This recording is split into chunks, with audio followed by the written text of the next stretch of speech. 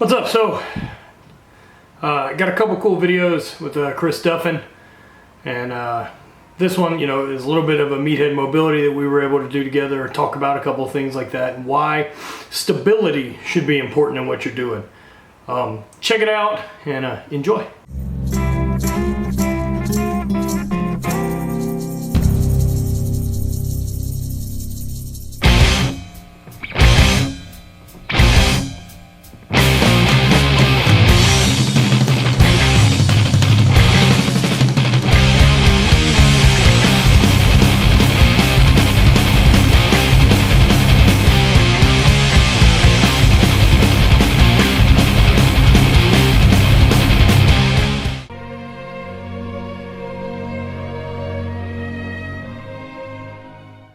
Another round of meathead mobility, working with Chris Duffin up here at his gym in Oregon.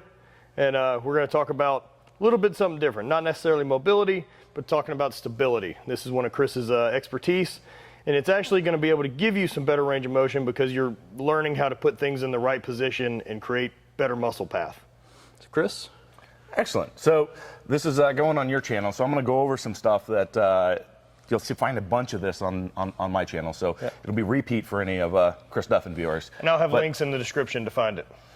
But we're going to talk about some fundamentals. Where does it all come from?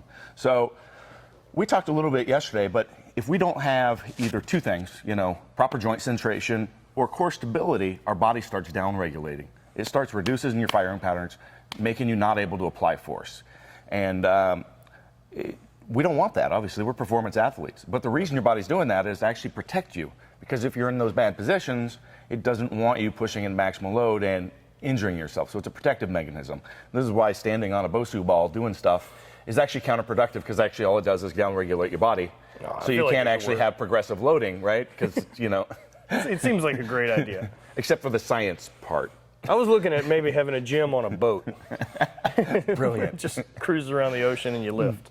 So the foundation here, what we want to start with is realizing that we've got our diaphragm in here. It's this cone-shaped muscle up here, kind of at the base here, the rib cage. And that has to be working in opposition to the pelvic floor. So a lot of people talk about core strength, and they think about developing abs, developing erectors, developing all this stuff. Core strength has nothing to do with the strength of that, but the quality of your what's called intra-abdominal pressurization. So to achieve proper intra-abdominal pressurization, this has to be pointing this. And if we get what's called an open scissors, go ahead and raise your chest up. Boom. See, this is opened up this way, so they're no longer facing each other. So we can't have optimal position. I'm like, get in that position and punch me. Yeah. Come on. So he's got no power. It shuts off. So what we want to do is draw that down into position. And we're not pushing it with these muscles. We're actually drawing. Imagine a piston pulling that down, okay? And then once we do that, we're actually going to breathe into the belly. There we go. Hey, he's an athlete. Does a really good job breathing in here. Some people lose this and they breathe all in here. They have what's called vertical breathing, and we want horizontal breathing. It's out all the way around 360 degrees. So you can see his belly filling up, and I can press on it. And I'm going to pick a couple spots. I'm going to pick right here, and then I'm going to put my thumb in his oblique here and make sure that there we go. He's got good oblique inflation. He's pushing the air out down here.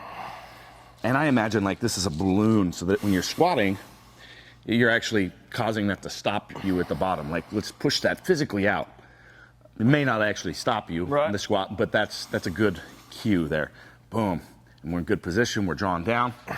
Another one that we can play with is I'm going to go right here. I'm going to find, quit breathing for a second. There we go. I'm going to find the top rib about 2 or 3 inches apart. And I'm going to go right below it, right there. I'm going to jab them with my fingers. Inflate right there. Good. Just that push up. Do it again. And that automatically cues a lot of this to happen. But also, I've got my finger in your mid back here. Right. So release for a second. Good. And again. You feel this? Oh, yeah. Yeah. So anybody that's got like fatiguing erectors, this is I usually start with this for people. If they struggle, we may go to this cue. Or if they've got low erector fatigue, a lot of pain kind of in that upper mid back, we'll go directly to this as well, because that'll help fix that. And then we'll just focus on this and the obliques. There we go. Boom. So that's the basis. We can test this in a couple different ways. So I'm gonna have you do what's called a dead bug, Awesome. or a dying bug. So let's lay on the floor. We'll come back for part 2. If you enjoy the content and want to support the production of further content and also look like a badass, I suggest you go to kabukiwarrior.com and check out these nice Whiskey and Deadlift t-shirts. Additionally, we've got a number of products and new products that we're releasing that will help you perform better and move better, from coaching products to products like the shoulder rock. So please check out kabukiwarrior.com.